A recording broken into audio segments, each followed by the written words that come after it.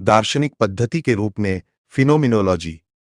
Phenomenology, जिसे हिंदी में दृश्य प्रपंचवाद या घटना क्रिया विज्ञान भी कहा जाता है, 20वीं सदी के दर्शन शास्त्र की सबसे महत्वपूर्ण और प्रभावशाली शाखाओं में से एक है।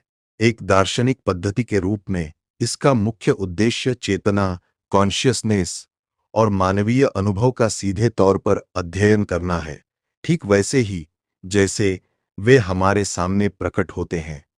यहाँ इसके उद्भव, विकास और स्वरूप का विस्तृत विवरण दिया गया है।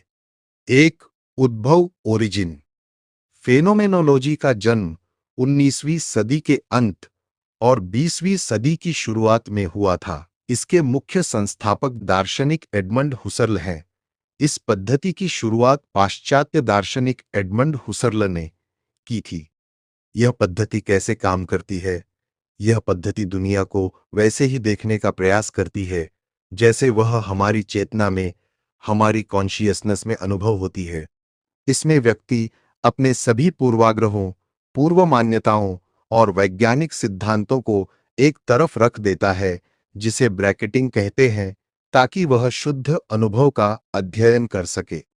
फेनोमेनोलॉजी शब्द की खोज पर यदि बात करें तो इस शब्द का सर्वप्रथम प्रयोग हुसर्ल ने नहीं किया था, बल्कि यह 17वीं, 18वीं एवं 19वीं शताब्दी के दार्शनिक ग्रंथों में समय समय पर Christoph Friedrich Oetinger, Henry Lambert, Herder, Immanuel Kant, Hegel, Franz Brentano आदि विचारकों द्वारा किया गया है। 1637 ई शून्य में ओएटिंगर ने इस शब्द का प्रयोग दृश्य जगत में स्थित वस्तुओं के बीच के संबंधों के अध्ययन के अर्थ में किया था। हेनरी लैम्बर्ट ने अपनी पुस्तक नोवस ऑर्गेनन में फेनोमेनोलॉजी को प्रतीति का विज्ञान, साइंस ऑफ अपीयरेंस बताते हुए कहा कि यह हमें प्रतीति से सत्य की ओर ले जाता है। इमैनुअल कांट ने दो शब्दों का प्रयोग किया, फेनोमेना, फिनोमिना और नोमेना, नोमेना।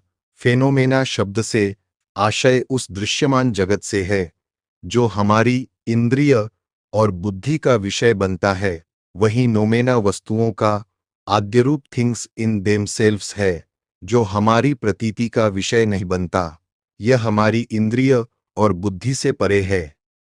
हेगल अपने ग्रंथ phenomenology of spirit, phenomenology of spirit में फेनोमेना को निरपेक्ष मन की प्रतीति कहते हैं, जो सार्वभौम चेतना के विभिन्न चरणों को संरचित या कॉन्स्टिट्यूट करती है।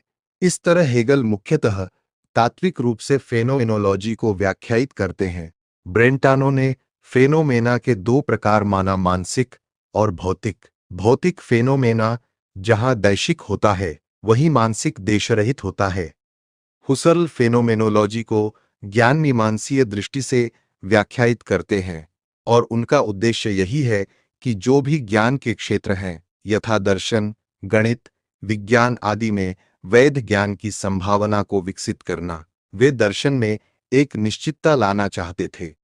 उनका लक्ष्य दर्शन को दृढ़ विज्ञान या रिगरस साइंस के रूप में और पूर्वमान्यता रहित, प्रेसपोजिशनलेस बनाना था।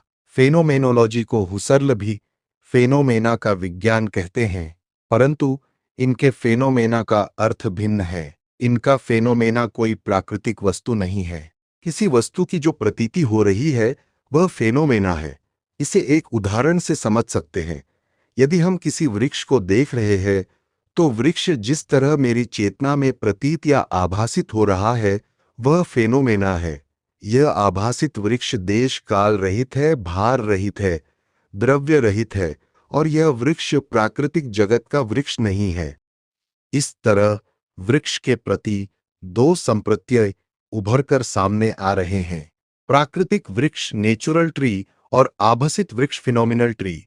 परंतु यहां ध्यान देने वाली बात यह है कि इस अंतर की तुलना कांट के फेनोमेना और नोमेना के विभाजन से कतई नहीं है और न ही हुसर्ल प्राकृतिक और आभासित दोनों तरह के वृक्ष की सत्ता की बात कर रहे हैं।